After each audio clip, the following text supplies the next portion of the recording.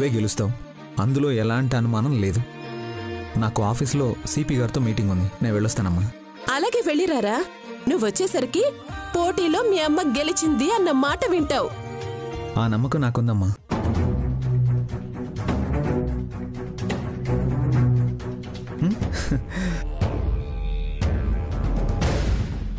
ఏంటి కళ్యాణి, చూస్తున్నావుగా జనాలు మా చీరలు ఎలా కొంటున్నారు.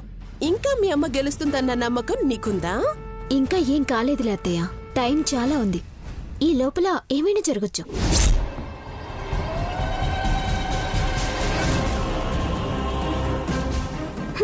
ఆంటీ గెలవడం తప్ప ఏమీ జరగదు.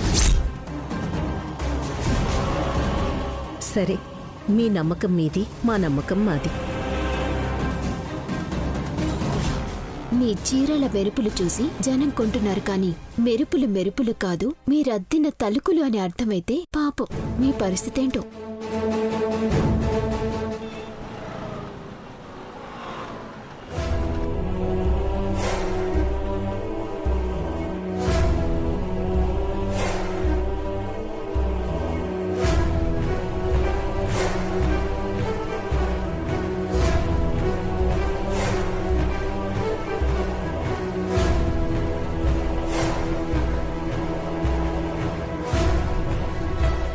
ఏమిటండి అంత తీవ్రంగా ఆలోచిస్తున్నారు?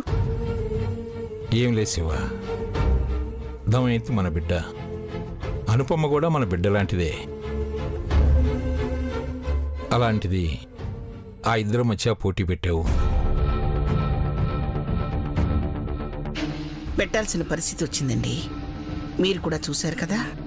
సరే శివ, పోటీ పెట్టావు, బాగుంది. అంతటితో వదలకుండా చీరలు అమ్మాలి అంటూ దాన్ని పొడిగించావు. అసలే దమయంతికి అనుపమంటే పడదు. అలాంటిది ఇప్పుడు ఈ పోటీ వాళ్ళిద్దరి మధ్య దూరాన్ని మరింత పెంచుతుందేమో కదా. ధర్మాన్ని కాపాడటానికి అయిన వాళ్ల మీద కూడా యుద్ధం చేయడం తప్పు కాదని ఆ శ్రీకృష్ణుడే గీతలో చెప్పాడు కదండి. కాకపోతే ఇది యుద్ధం కాకపోవచ్చు. 2000 మంది జీవితాలకి అండగా, ఆదర్శంగా, అనుకూలంగా ఉండాలంటే ఆ స్థానంలో కూర్చునే మనిషి యోగ్యతకి ఇది చిన్న పరీక్ష. నిజమే, నువ్వు పరీక్ష అంటున్నావు, కానీ దమయంతిది పోటీ అనుకుంటుంది. పరీక్షకి పోటీకి చాలా తేడా ఉంటుంది కదండి. పోటీ అంటే 10 మందిని దాటుకుని ముందుకెళ్ళిపోవడం. పరీక్ష అనేది 10 మందిని తన వెంట నడిపించడానికి పనికొస్తాడా రాడా అని నిర్ణయించడం. ఇందులో మీకు తెలియని విషయం ఏముందండి? ఇచ్చేది మన ఆస్తి అయితే ఏ పరీక్ష అవసరం లేదు. కానీ ఇక్కడ నాయకురాలిగా నిర్ణయించడం అంటే 2000 మంది జీవితాల్ని ఒక మనిషి చేతికి అప్పగించడం. నాయకుడంటే తలెగరేసుకుని తిరగటం కాదు కదండి. తనను నమ్ముకున్న వాళ్ళు తలెత్తుకుని తిరిగేలా చెయ్యాలి. మన ఇంట్లో నుంచి ఒక ఆడపిల్ల జీవితాన్ని మరొకరి జీవితంతో ముడివేయాలంటే 100 మందిని చూసాం, 1000 రకాలుగా ఆలోచించాం. అలాంటిది 2000 మంది జీవితాల్ని ఒకరి చేతిలో పెట్టాలంటే ఇంకెంత ఆలోచించాలి? అందుకేనండి ఈ పరీక్ష. చాలా బాగా ఆలోచించావు శివ. నీ ఆలోచనకు దగ్గరగా నాకు అనుపమే కనిపిస్తుంది. ఖచ్చితంగా ఈ పరీక్షలో తనే గెలుస్తుంది.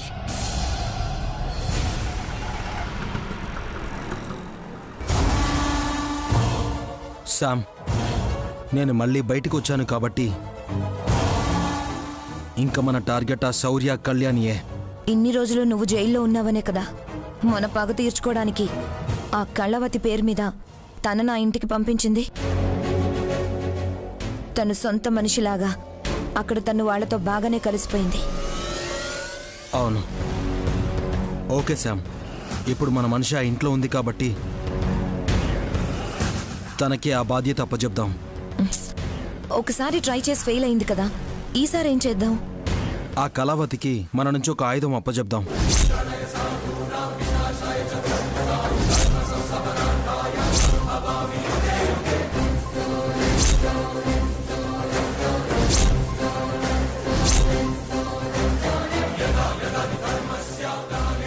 ఇదే ప్లాన్. ఓకే సిద్ధు.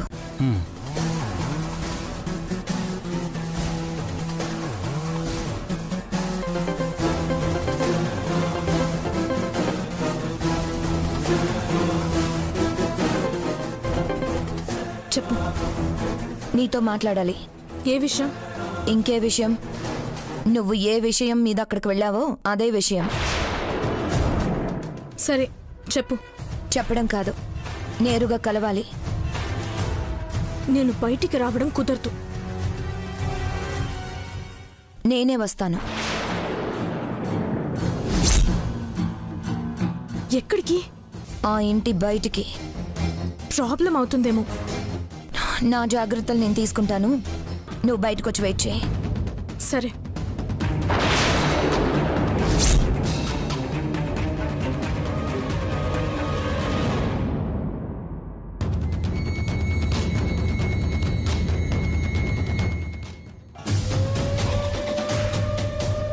ఈ టైంలో అంత కంగారుగా ఎక్కడికి వెళ్తోంది? ఆఫీసర్కి మంచినీళ్ళు ఇచ్చి ఒకసారి తన కంగారు దేని గురించో కనుక్కోవాలి.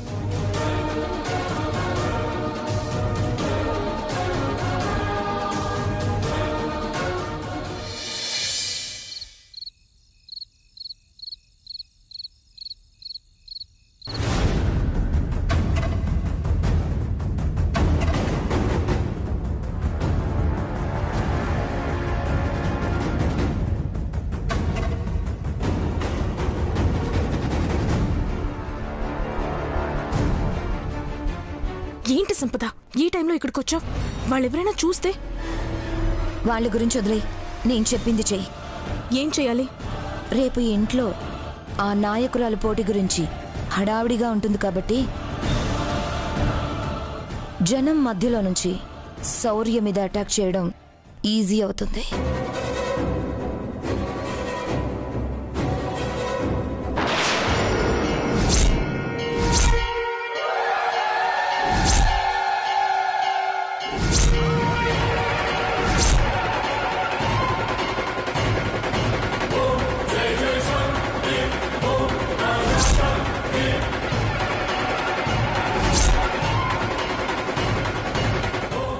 ఇదిగో ఈ కత్తి నీ దగ్గర ఉంచుకో.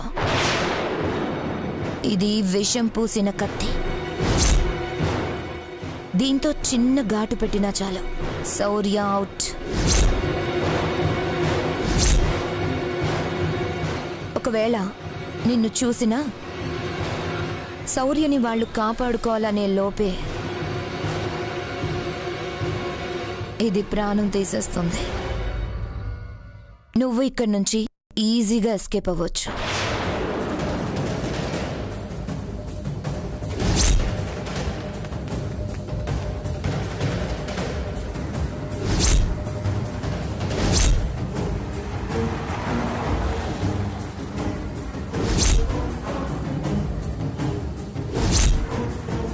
రేపు మాత్రం శౌర్యం మిస్ అవ్వకుండా చూసుకో.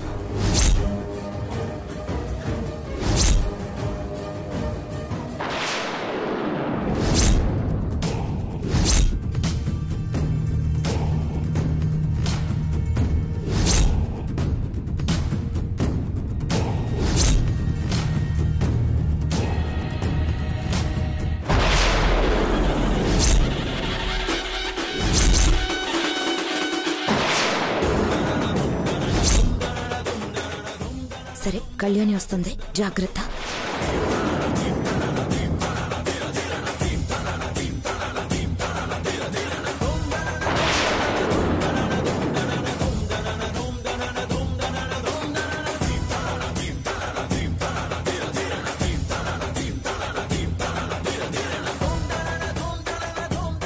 కలవతి,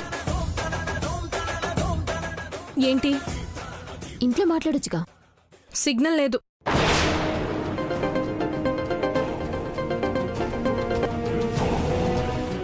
అంటే ఫోన్లో మాట్లాడటం యాక్టింగ్ అన్నమాట. అవును, అయితే ఏంటి? నిజం చెప్పు, నువ్వు కళావతివేనా? నీ మీద నాకు అనుమానంగా ఉంది. అవునా కాదా అనేది నువ్వే ఆలోచించుకో. కాదని నువ్వు కనిపెట్టే లోపే నేనొచ్చిన పని పూర్తి చేసుకుని వెళ్తాను. అలాంటివేమైనా పిచ్చి ఆశలుంటే వదిలేసే. ఏం చేస్తావు? ఏం చెయ్యగలవు? నీ వల్ల నా ఇంట్లో ఎవరికి ఏ చిన్న ఇబ్బంది వచ్చినా చెప్పాను కదా, నీ అంతు చూస్తాను అని. చూద్దాం ఎవరి అంతూ ఎవరు చూస్తారు. ఏంటిది ఇలా తెగించి మాట్లాడుతోంది? తను కలవతేనా? ఏదో చేస్తానంటోంది. ఏం చేయాలని వచ్చింది? ఇంట్లో వాళ్ళకి చెప్తాను. లేదు లేదు, చెప్పి అందరినీ కంగారు పెట్టడం ఎందుకో. ఈ కళావతి సంగతి నేనే చూడాలి.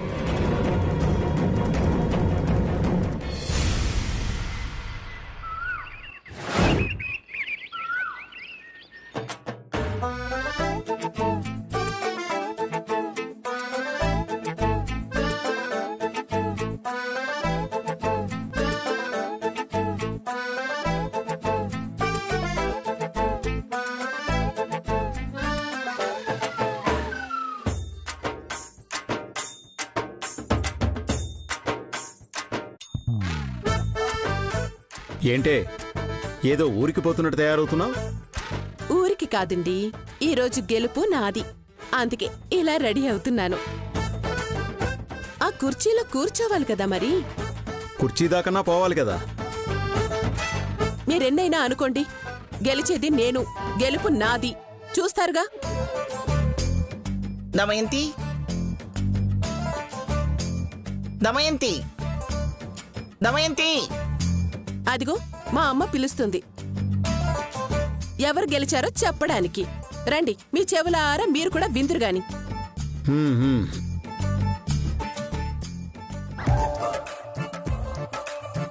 పొరపాటున ఇది గాని గెలిచిందంటేనా మళ్ళీ ఈ గదిలోకి రాగానే పరిస్థితి వేరుగా ఉంటుంది. దమయంతి, దమయంతి.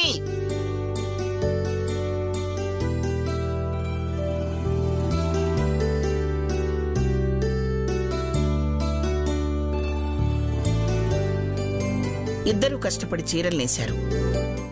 ఆ చీరలు అమ్మారు. వాటి వల్ల వచ్చిన డబ్బుల్ని మీరెలా ఖర్చు పెట్టారో తెలిస్తే మీ మనస్తత్వాలేమిటో తెలుస్తాయి. ఒకసారి మీ నిర్ణయాలేమిటో చెప్పండి. చెప్పడానికి ఏముందమ్మా? నువ్వాగు.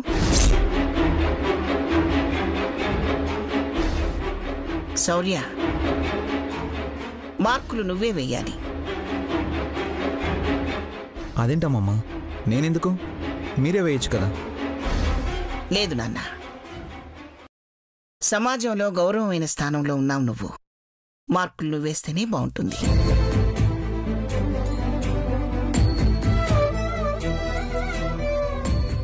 ఒకవేళ నేను మా అమ్మకే ఎక్కువ మార్కులు వేస్తే?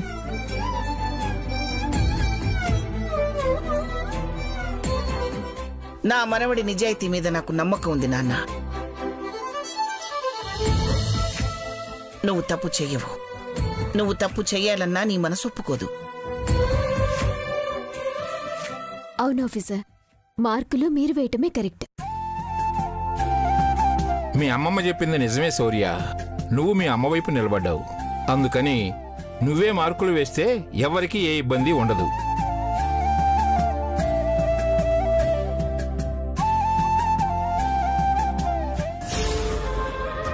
నా కొడుకు నాకు నచ్చినట్టు మార్కులు వేస్తాడు, కానీ నన్ను కాదని ఆ అనుభవంకి వేస్తాడా ఏంటి?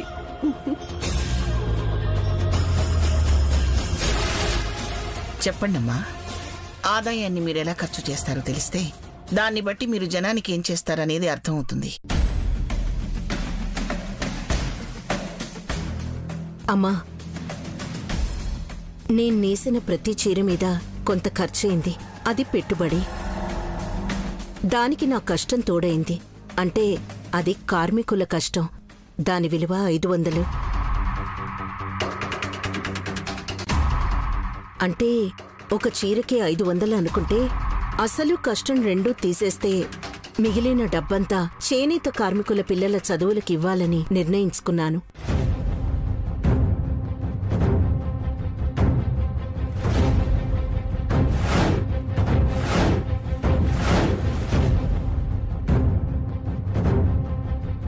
అంటే నాకు తెలిసి సుమారు నాకొచ్చిన ఆర్డర్ల ప్రకారం 50,000 దాకా వస్తుంది.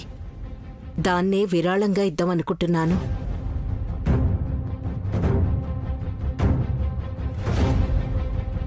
వదినా, చూసావా అనుపమమ్మ ఎంత ముందు చూపుతో ఉందో?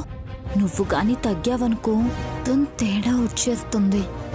నేనెందుకు తగ్గుతానే? చూస్తూ ఉండు. వాళ్ళు కష్టపడితే వచ్చింది.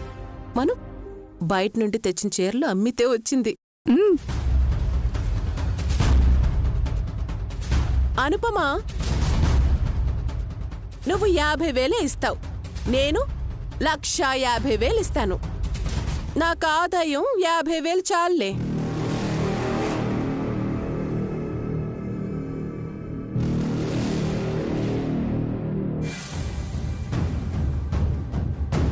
ఏంటి 1,50,000 ఇస్తావా? 10 రూపాయలు తెచ్చిపెట్టాలంటేనే 25 సార్లు ఆలోచిస్తావు. అలాంటిది నువ్వు 1,50,000 ఇస్తావా? మీరు చూస్తూ ఉండండి. మా వదిన ఇస్తుంది.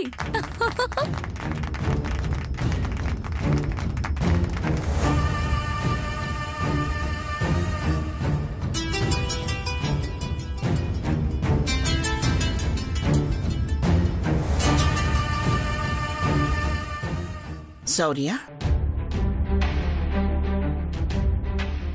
అనుపమ తనకొచ్చిన ఆదాయాన్ని విరాళంగా ఇస్తానని చెప్పింది. మీ అమ్మేం చేస్తాననేది కూడా చెప్పింది. ఇప్పుడు నువ్వు చెప్పు, ఎవరికెన్ని మార్కులేస్తావు?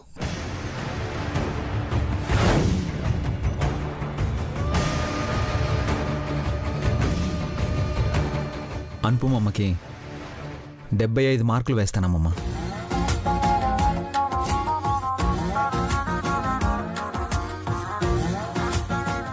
అనుపమకి 75 మార్కులు వేసావంటే నాకు 90-95 వేస్తావుగా? నీకు 25 మార్కులు మాత్రమే వేస్తున్నాను.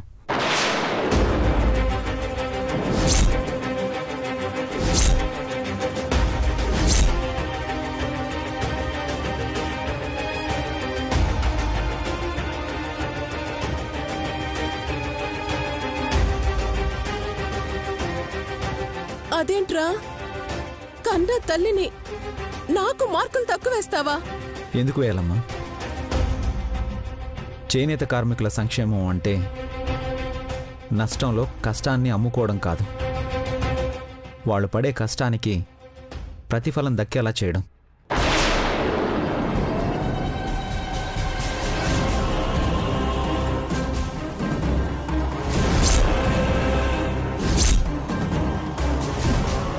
నువ్వెందుకు పెట్టిన పెట్టుబడిని, ఆదాయాన్ని వదులుకుని అంత డబ్బులు ఇస్తానంటున్నావో నాకు తెలీదు.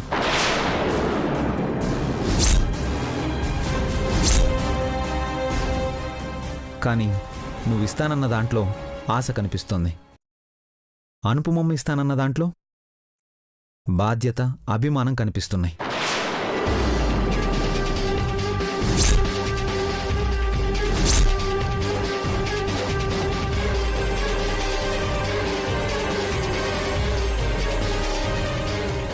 అనుపమమ్మ ఇచ్చే డబ్బుల వల్ల చాలామంది చేనేత కార్మికుల తిండికి, బట్టకి ఇబ్బంది లేకుండా ఉపయోగపడుతుంది.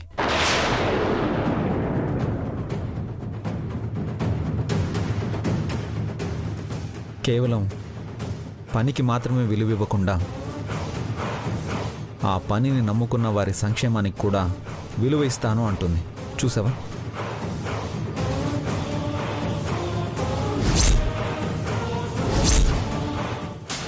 అందుకే అనుపమమ్మకి అన్ని మార్కులు వేశాను. అయినా నాయకురాలకు ఉండాల్సిన ప్రథమ లక్షణం కూడా అదే.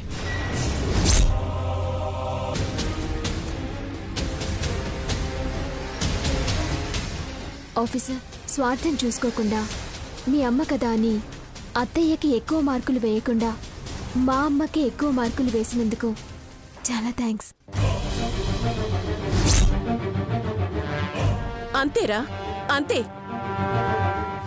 కన్న తల్లిని నన్ను కాదని అనుపమని గెలిపించాలని చూస్తావా? నా పక్కనే నిలబడి నేనోడిపోయేలా చేస్తావా?